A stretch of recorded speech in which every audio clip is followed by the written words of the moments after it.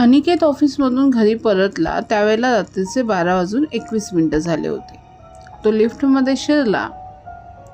8व्या मजल्याचं button त्याने दाबलं. काही सेकंदांनी लिफ्ट उघडल्याचा आवाज आला.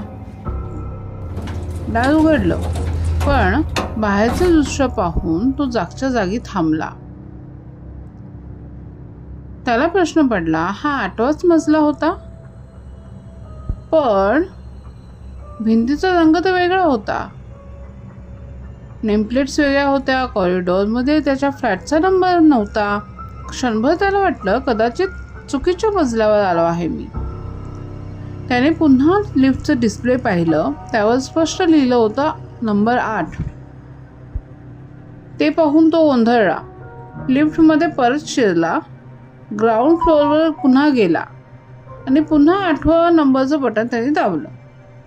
आता यावेळी जेव्हा दार उघडलं त्यावेळी सगळं अगदी पूर्वीसारखंच होतं. त्याचा फ्लॅट, त्याची नेमप्लेट, सगळं अगदी जसंच्या तसं. दुसऱ्या दिवशी त्याने सिक्युरिटी गार्डला विचारलं, काल रात्री 12:20 सुमारास 8व्या मजल्यावर काही काम सुरू होतं का? गार्ड म्हणाला, नाही सर, काल त्या मजल्यावर कोणीही बाहेर पडलं नव्हतं. अनिकेत यावर काहीच बोलला नाही.